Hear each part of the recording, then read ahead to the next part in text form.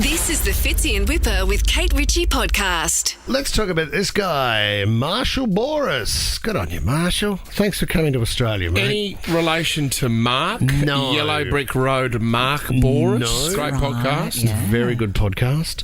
No, nothing to do with Mark Boris. Fit, handsome older man, isn't he too, Mark Boris? See, what's his He's so fit, you mate. know, He's a good I envy boxer.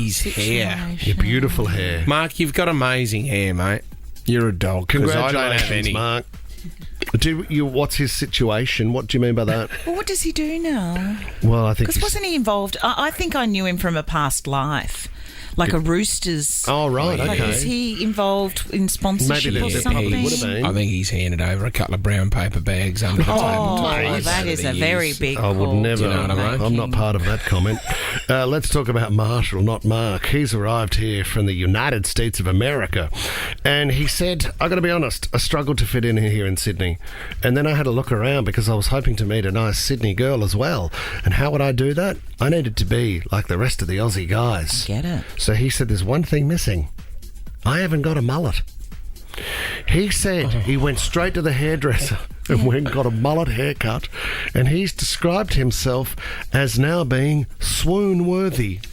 Oh, Well, I don't know hope about he that. hasn't said that. It's like people that Swoon-worthy. give themselves nicknames. That'd be a great name for a band, Swoonworthy. Swoon-worthy. So let's have a look at old. So now, where is he? There he is with the glasses on.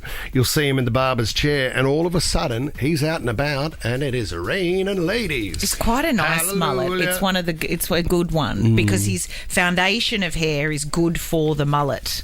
I have to say, the mullets I see going around. There's the mullet, and then there's the feral mullet. And then there's the when you've got very, very, very curly hair.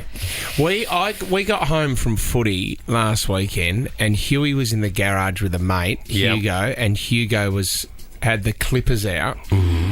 And have you seen, Nick Dacos in the AFL. Oh, yeah. So it's not really a mullet, but they shave the sides really, and then it's like it goes into a Like a Sonic the Hedgehog diamond kind of shape thing. at the back. It's almost like a dinosaur. Can I bring up something else that happened last night, and I was a bit emotional about it? There was a girl by the name of Beck at our singles party. Oh, Rebecca, yes. Yes, Rebecca. And Rebecca came up to me, and Kate, we'd been talking about it because yesterday you declared I needed to cut my hair. And I went into all sorts of panic because you've been giving me the thumbs up for so long on the length, and then all of a sudden yesterday you go thumbs down, and I'm like, but tonight's the night, and I don't have time for a trim. Anyway, Rebecca comes up and she goes, I've got some feedback for you on your hair. Cut it, it's disgusting. And I went, oh, okay. And she goes, look at you in the photo, and now look at your hair. Was she Catfishing. South African or where was she from? Catfishing. You're catfishing. She's lived everywhere. Because you look nothing Is like she- you do in real life as you do in the picture. Oh, no, she's changed now. Is she? Catfish. Where's she from? Well, thanks for... I don't know, mate. She's from the UK, her and her friend Zoe. Yeah, She's they from were Slough.